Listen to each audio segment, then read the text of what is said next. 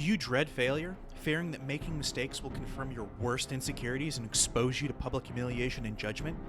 It took me far too long to understand that true joy and fulfillment come not from avoiding struggles, but from embracing them. For years, I was terrified of struggle, failure, and imperfection. I believed that to be liked and to succeed, I had to be flawless.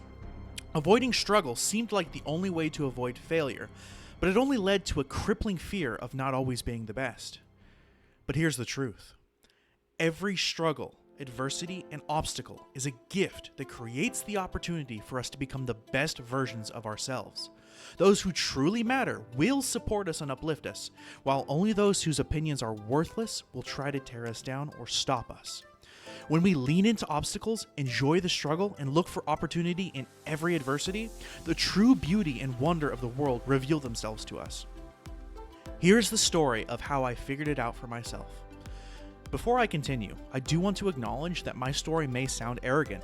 This isn't meant to boast, but rather to highlight my perspective of the past and reveal some valuable lessons. My early success inflated my ego to preposterous proportions, and I wasn't ready when life came to smack me down and put me in my place. It all started way back when I was a child in elementary school and moving on to middle school. I was a really smart kid, always have been, and I can thank my dad for that. I never struggled with assignments or classwork. It was almost laughably easy. I loved playing football, and again, I didn't have to struggle very much. I was good enough to play both offense and defense, staying on the field for almost the entire game. I did this without expending more than my base level of effort, never actually stretching my capabilities or having to struggle to reach success. And as we'll see, this is where my problems would start to arise. After only being in middle school for about 1 year, my grandma passed away unexpectedly, and this prompted my parents to take action. They came to believe that life was too short to postpone dreams, so we moved on to a sailboat in Mexico and decided to travel the Pacific side of Mexico and the whole Sea of Cortez. Now, while this was a unique experience and was incredible, I would wholeheartedly advise against it for children older than 11. At 12, and during those subsequent 5 years that we spent on the boat, I met very few kids my age, leading to an isolated upbringing during those crucial developmental years. Preteen to teenage years are particularly formative, and instead of being in high school, I was on a sailboat in beautiful but remote places. While I believe the academic education of high school is often overrated, the social interaction and the people skills gained during this time are invaluable. I missed out on these experiences, which delayed my development in those areas. My ego grew unchecked because I rarely encountered peers who could actually challenge me. This further inflated my sense of superiority. Of the handful of friends I had during those years, I was without a doubt the best at just about everything. I rarely had to put in effort to beat them at anything. And part of this was the fact that I was a little older. Part of it was the fact that I was just lucky to be born with an above average mind and body. I even have one memory of being the overall champion of a Mexican trained dominoes tournament, beating all the adults and the kids that competed. Now, if that doesn't start to blow a kid's ego up, I don't know what would. This continued lack of challenge inflated my ego further, growing out of proportion with reality. Now fast forward a few years, and I had finally moved back to the United States and gotten a job.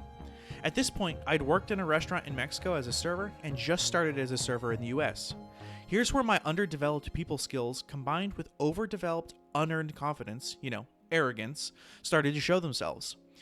At both jobs, I would regularly fight with other employees because I didn't like their quality of work. I thought I knew everything, and my skill at handling people was just garbage. I also realized now that I was a massive complainer, and that topic deserves a whole article and a video to itself, and I have written it, I just haven't made it yet. But again, here, the actual work was almost laughably easy. I became skilled at the technical aspects of customer service quite quickly, and it wasn't long before I was in one of the coveted morning shift veteran positions, and then I started feeling stuck. This was when I started to try to find something bigger and more fulfilling to work on, and this was when reality came crashing in. Enter my time in real estate, the crushing doubt of not immediately succeeding, and my downward spiral in my relationship choices. I've detailed my journey in real estate more thoroughly in a different article and a video I haven't yet made, But for today's discussion, all you need to know is that I did not succeed immediately without having to apply myself, as I used to, in most things in the past, I didn't have to apply myself to succeed. And in this case, and in real estate, I didn't immediately succeed, and that scared the hell out of me. Combine that with the utter implosion of my relationship and being cheated on, and you have one serious kick in the teeth from reality. That combination of events set the stage, but I was definitely not yet ready to learn the lesson. No, that lesson was still a few more years in coming. I first had to go through several relationships that had no potential, build and ruin an entire business, and then fall into a deep depression trying to avoid it all. I'm going to go ahead and fast forward to just before the collapse of my business. Life was on the upswing. I had finally come out of the darkness of the smoking ruin of my forever relationship. I was healed, and I had worked through all the pain, or so I thought. This was when I had the brilliant idea to host a Dungeons & Dragons game and be the Dungeon Master, the DM. One of my players ended up being a brilliantly intelligent and gorgeous woman who taught me many lessons. I talk more about that in a completely different article, but since that's not the focus for today, we're going to keep going. At this point, everything was going great. We had an awesome group of people, the first few games had gone well, and I was happy. It was again time for me to learn a lesson about adversity, struggle, and the value of tough obstacles. It was during one of our weekly games, I started making mistakes, big ones, and some of the players were either getting completely forgotten by me, ignored, or just plain put in situations that were brutally not fun. To my credit, after the game, I apologized and tried to figure out what I could do better. But later that evening, and for the rest of the week, I let it eat at me. Instead of taking it as a learning experience, rolling with it, and learning a valuable lesson, I let it sit in my mind and fester, poisoning my enjoyment of the game and tearing into my own self-confidence. This was the beginning of the end of D&D games at my place. Shortly afterward, one of our players had to bow out, and I believe this was in part because of my own behavior and actions. And I have no blame towards them at all. I totally understand. At this point, though, I had built DMing up into this giant dragon that felt impossible to slay, and instead of enjoying it and building a story with friends, I started to avoid it and dread it. I felt saved when I badly injured my toe and had an excuse to cancel all the future games. All because it got a little bit difficult and required me to learn and to grow to overcome that obstacle. Instead of rising to the challenge, I took the first opportunity and I ran, like I always did back then. That was also the beginning of a new dark age for me. I slipped into a haze of avoidance and misery. I let poisonous thoughts of inadequacy fester and grow in my mind like tumors. I rarely left my house for weeks. I didn't work. I stewed on my couch eating junk food and watching videos. I let my business collapse while I hid away. I did anything and everything to dull and bury the pain, except, thankfully, I didn't drink myself into a stupor. Because that was probably the one thing that could have completely obliterated me. And the thing is, short of obliterating your mind with drugs and alcohol every day, which is a terrible idea, you truly can't avoid or bury your problems forever. Eventually, you must face them and work through them or live in pain and regret forever. I finally made the decision to completely upend my life and create a new environment for myself. I got rid of everything that wouldn't fit in my car, I loaded the car up, and I drove 1,200 miles to Mexico to start fresh. This was a key turning point in my life because there was a moment where I could have just fallen back into my old habits or do what I chose to do, at least try, and I nearly did fall back into those old habits. I had to listen to the small voice in the back of my head that kept telling me, there's more to life. You are meant for more. I put a tight guard on the influences I let into my mind and started only listening to people who would lift me up and help me back on my feet. And this is the subject of my entire article on mentors, and I'm going to make a video for that too, just hasn't been done yet.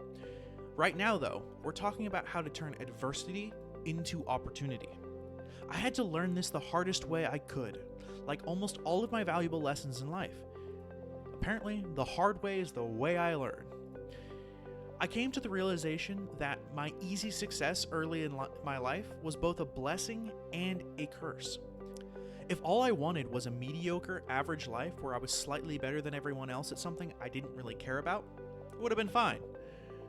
Even easy. I could have just marched that false confidence on soullessly to a slightly better than average life.